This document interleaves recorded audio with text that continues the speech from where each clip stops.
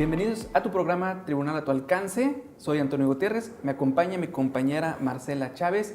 El día de hoy tenemos preparado un tema que es la cadena de custodia.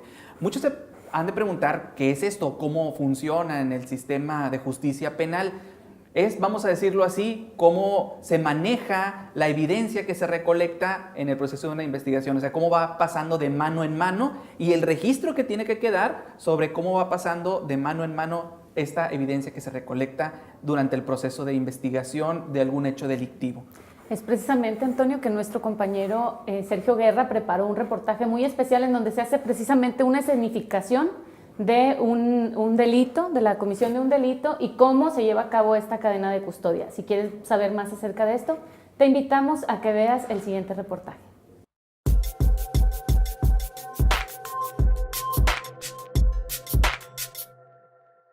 Hola, ¿qué tal?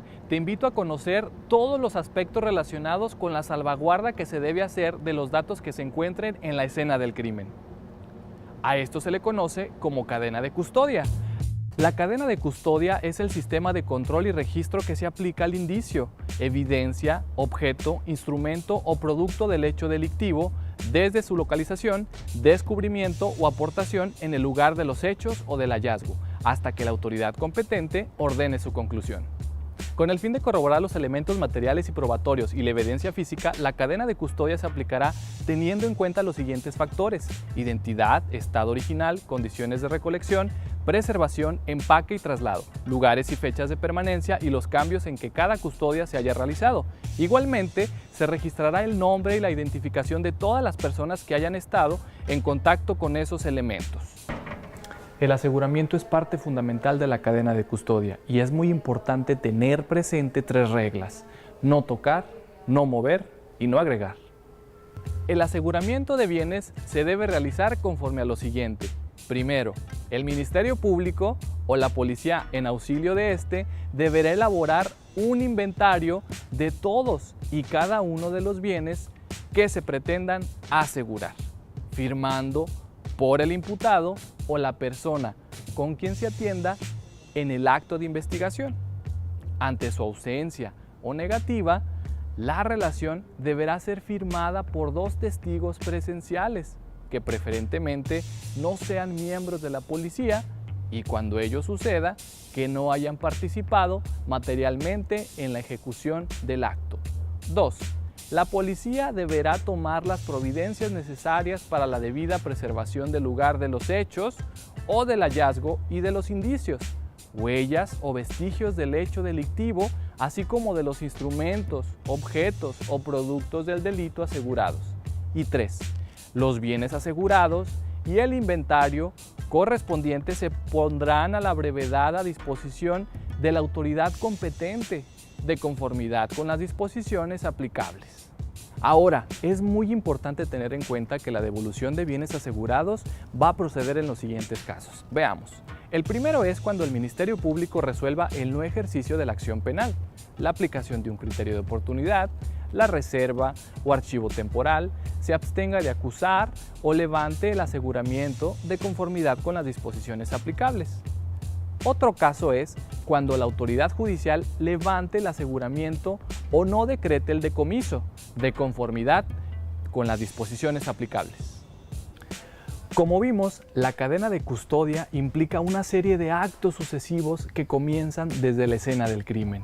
Por ello, el Ministerio Público y la policía en auxilio de este deben realizarlos de acuerdo con las disposiciones aplicables, precisamente para que funjan como un elemento probatorio dentro de una causa penal.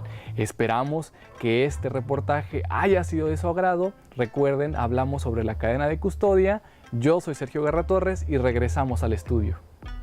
Agradecemos a nuestro compañero Sergio Guerra por este interesante reportaje que ha preparado para ustedes. Y antes de seguir con este interesante tema, vamos a un corte y enseguida estamos con ustedes.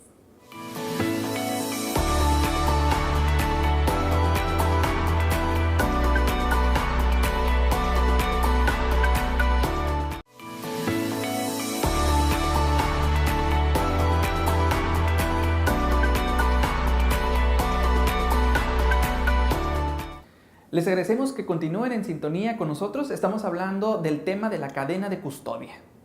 Y bueno, Antonio, si nuestro público tiene alguna duda o alguna inquietud, les recordamos las redes sociales que aparecen en pantalla y tenemos más información acerca de este tema a través de la entrevista que Mariana Brandi le realizó a la licenciada Mónica Janet Sandoval Grajeda, juez de juicio y de control. Vamos con ellas.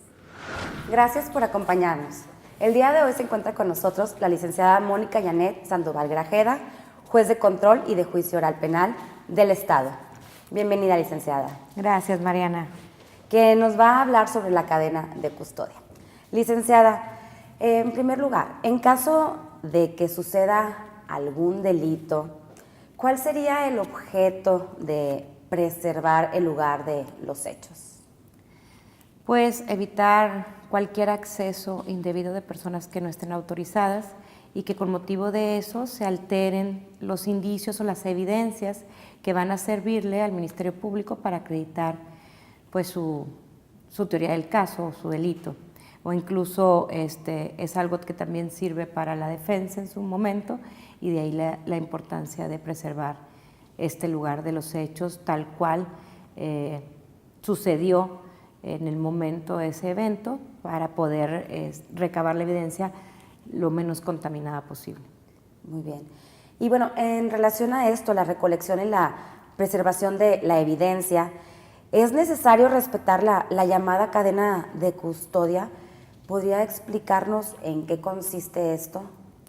Bueno, la cadena de custodia es todo un proceso que sufren los indicios que se encuentran en el lugar de los hechos, y pues es un sistema que ayuda a registrar debidamente el indicio, dónde se localizó y qué personas están interviniendo en la manipulación del indicio para practicarle las pruebas necesarias, y que el juez tenga la certeza de que ese es el indicio que se recolectó precisamente en el lugar de los hechos.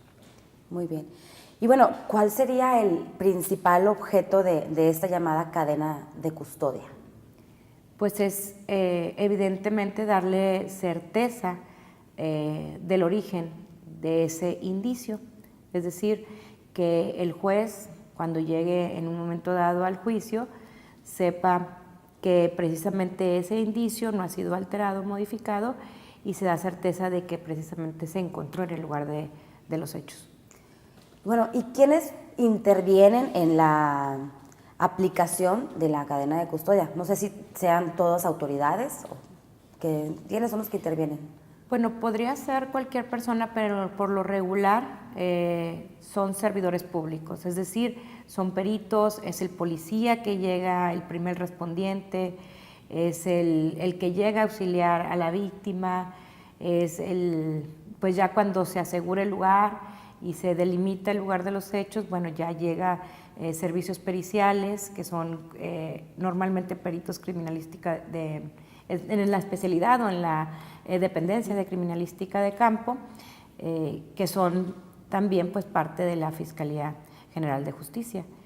Y ya en última instancia, pues bueno, todos los que intervienen en el procesamiento del indicio. Por ejemplo, vamos a suponer que un indicio se encuentra en muestras de sangre, intervienen los de criminalística de campo para recabarlo, tienen un método, y luego ellos determinan el indicio, lo envían a análisis de indicio, de ahí lo procesan, hacen cierto procesamiento, después se le llevan a química forense, después a genética forense. Entonces es todo el registro que va quedando de quién tiene acceso a ese indicio y qué practicó en él. Muy bien. Supongo que la cadena de custodia inicia, bueno, desde que ponen la cintilla, ¿no? Como me dices, todo un proceso. Sí, de hecho tienes que establecer, llegas a un registro. La cadena de custodia muy detallado, es desde el lugar de los hechos, quién fue la primera persona que acudió, quién puso la cintilla, la amarilla que normalmente vemos en la televisión, que dice asegurado o aseguramiento. Eso normalmente lo pone el primer respondiente, que es los policías.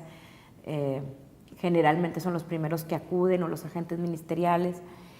Ellos son los que aseguran el lugar. También hay un protocolo para hacerlo, y luego ya es cuando se establece dónde se encontró el indicio, se le asigna un número, como una serie de números o letras, ahí se identifica y se van poniendo consecutivos según el evento o los indicios, el número de indicios que vayan encontrando, pero si tienen un número a veces es alfanumérico o a veces es solamente numérico. Y luego ya se hace la descripción muy detallada de en qué consiste el indicio y quién lo recolectó, la hora, la fecha, todo ese detalle para saber en qué momento se recolectó ese indicio.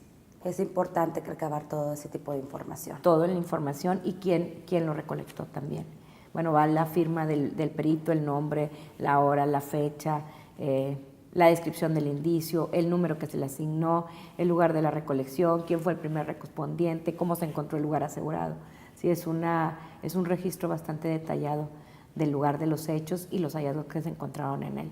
Incluso cuando no es en el lugar de los hechos, por ejemplo, que cualquier persona, la víctima, por ejemplo, lo proporciona, también queda ese registro, quién lo entregó, cuándo lo entregó, cómo lo entregó y en qué consiste el indicio y quién lo recibe, la hora y fecha de recibido. ¿Qué les parece si antes de continuar con este interesante tema, regresamos al estudio con Antonio y Marcela? Le agradecemos a Mariana Brandi y a la juez Mónica Sandoval por esta entrevista que amablemente nos concedió. Tenemos información importante para ti. Vamos a continuar hablando de este tema, la cadena de custodia. Te invitamos a que no te despegues. Vamos a un corte y enseguida regresamos.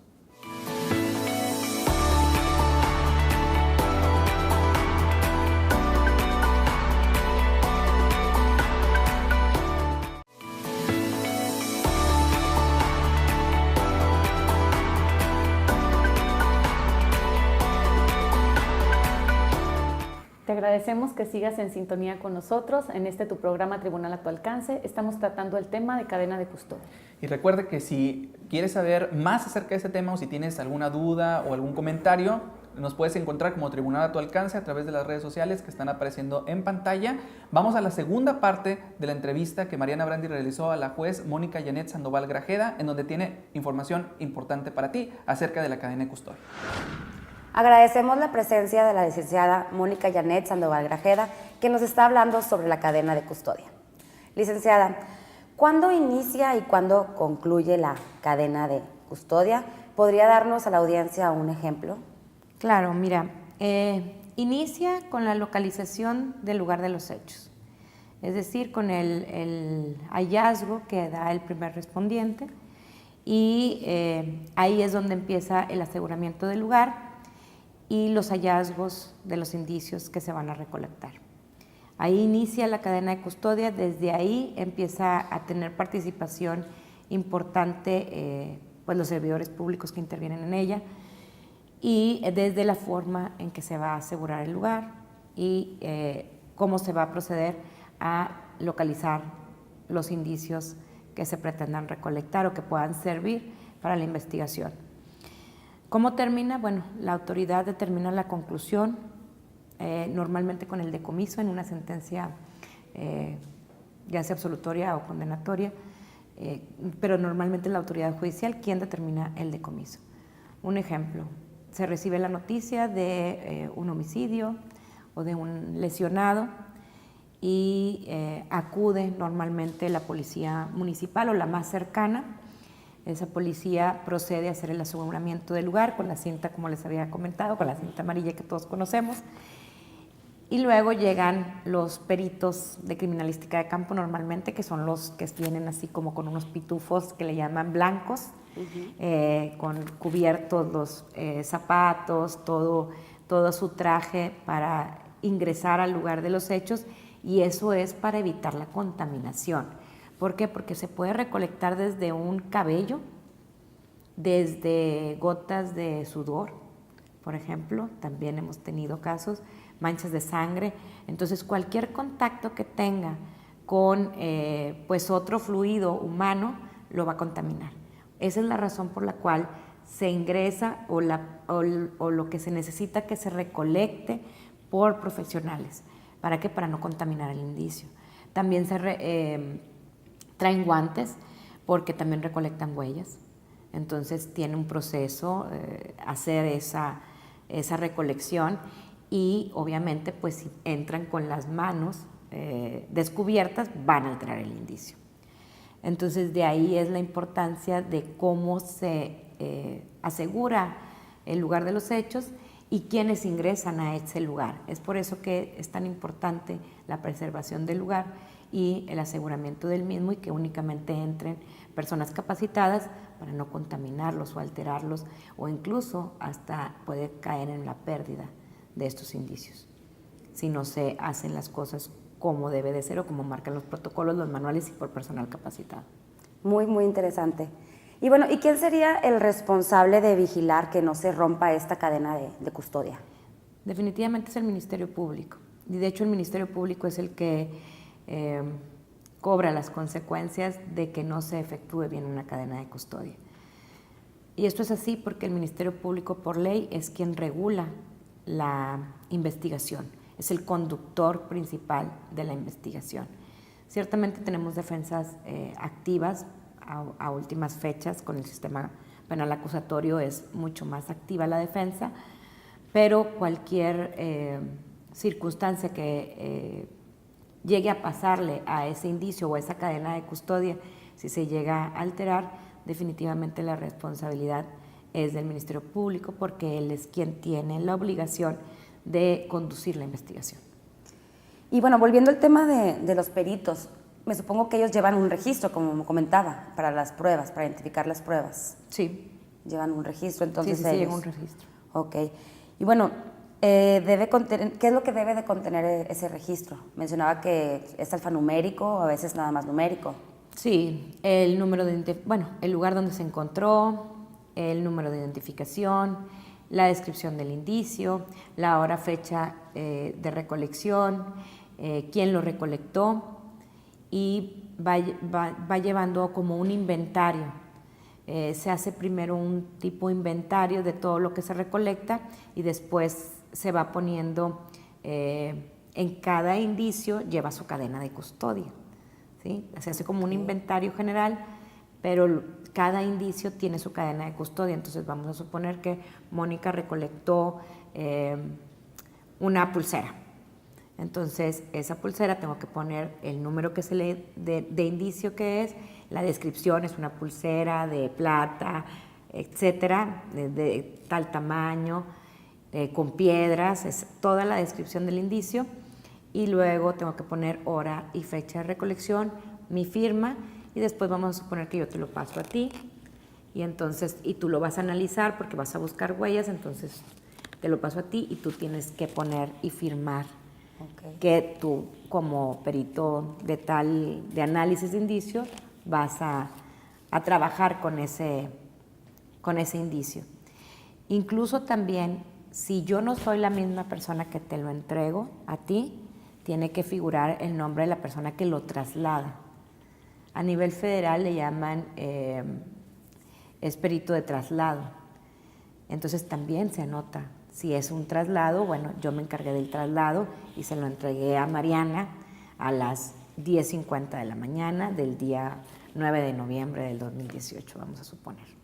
Entonces todo ese registro es como la historia del indicio y hasta donde concluye que, bueno, como ya lo dije, es hasta llevarlo a juicio, ya sea cualquier procedimiento que se lleve, esa es la conclusión del indicio cuando se dicta una sentencia o se termina el procedimiento.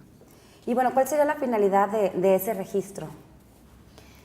Uno es garantizar que no se destruya, modifica, que se altere ese indicio.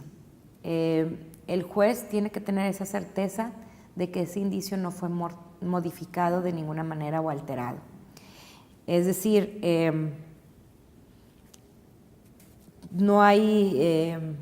tiene que existir ese registro para evitar una manipulación o mal uso que se le dé ese indicio y evitar obviamente su destrucción. Muy bien. ¿Y cómo pudieran darse cuenta los jueces, ustedes jueces, que no se respetó la cadena de custodia? Por la intervención de las partes. Aquí, tanto defensa como Ministerio Público tienen que estar al pendiente de todos estos datos porque ellos son los que tienen la carpeta de investigación. Hay que recordar que el juez no tiene esa carpeta de investigación ni acceso a la misma. Entonces es un control horizontal.